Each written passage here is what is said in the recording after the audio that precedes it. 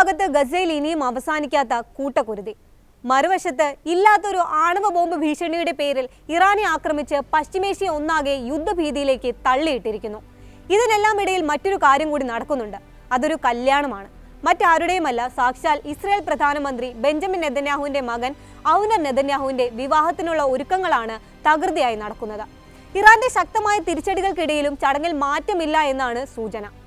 Iran ആക്രമണ ഭീതികൾക്ക് പുറമെ നാട്ടിലും വലിയ പ്രതിഷേധങ്ങൾക്കിടെയാണ് നെതന്യാഹു മകന്റെ വിവാഹം നടത്തുന്നത്. ചടങ്ങു നടക്കുന്ന വേദിയിലേക്ക് പ്രതിഷേധം സംഘടിപ്പിക്കുമെന്ന് നേരത്തെ വിവിധ സംഘടനകൾ പ്രഖ്യാപിച്ചിരുന്നു. ഇത്തരമൊരു സാഹചര്യത്തിൽ അതീവ സുരക്ഷയോടെ നടക്കുന്ന ഔനർ നെതന്യാഹുവിന്റെ വിവാഹാഘോഷത്തെക്കുറിച്ച് വിശദമായി പരിശോധിക്കാം.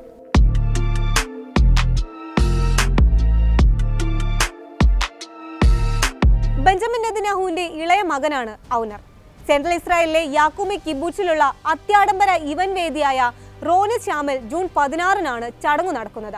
മന്ത്രിമാരും പാർലമെന്റ് അംഗങ്ങളും ഉൾപ്പെടെ 1000-ഓളം വരുന്ന വിശിഷ്ടാതിഥികൾക്ക് മാത്രമാണ് ചടങ്ങിലേക്ക് ക്ഷണമുള്ളതെന്നാണ് ഇസ്രായേൽ മാധ്യമങ്ങൾ റിപ്പോർട്ട് ചെയ്യുന്നത്. അതേസമയം വിഐപികളെ ഒന്നും ക്ഷണിക്കാതെ ലളിതമായ ചടങ്ങിൽ അവസാനിപ്പിക്കണമെന്ന് ഔനർ ആവശ്യപ്പെട്ടതായും വിവരങ്ങളുണ്ട്. ഗസ യുദ്ധത്തിൽ പ്രതിഷേധവുമായി തെരുവിലുള്ള സാമൂഹിക പ്രവർത്തകർ വിവാഹം അലങ്കോലമാക്കാൻ പദ്ധതിയിടുന്നതായി റിപ്പോർട്ടുകളുണ്ട്.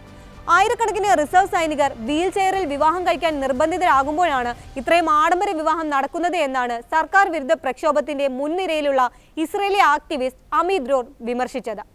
ആയിരക്കണക്കിന് കുടുംബങ്ങൾ മക്കളെ വിവാഹം കഴിപ്പിക്കാൻ പോലും സാധിക്കാത്ത സ്ഥിതിയിലാണുള്ളത്. ബന്ധുക്കളുടെ കുടുംബങ്ങൾക്കൊന്നും ഉറക്കമില്ലാത്ത രാത്രികളാണ് കടന്നു പോകുന്നത്.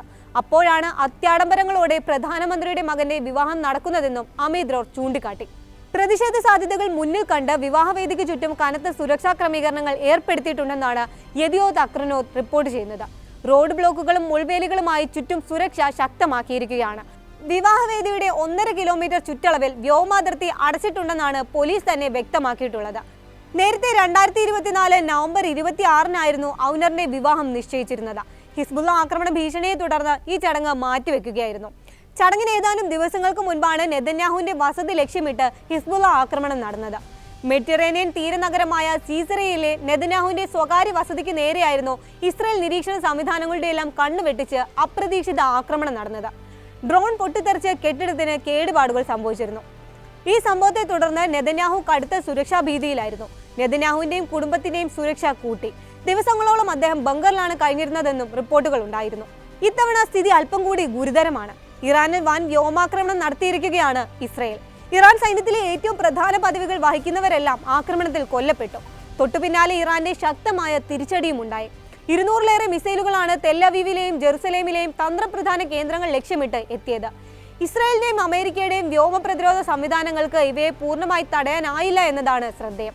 നിരവധി കെട്ടിടങ്ങൾ തകർന്നടിഞ്ഞതിന്റെ ദൃശ്യങ്ങളും പുറത്തു വന്നിട്ടുണ്ട്. തുടർ ദിവസങ്ങളിലും പരസ്പരം ആക്രമണം ഉണ്ടാകാൻ സാധ്യത ഏറെയാണ്. പശ്ചിമേഷ്യ ഒന്നാകെ വലിയൊരു യുദ്ധത്തിന്റെ മുൾമുനയിൽ നിൽക്കുമ്പോഴാണ് തിങ്കളാഴ്ച നെതന്യാഹുവിന്റെ മകന്റെ വിവാഹം നടക്കുന്നത് എന്നതാണ് വിചിത്രകരം.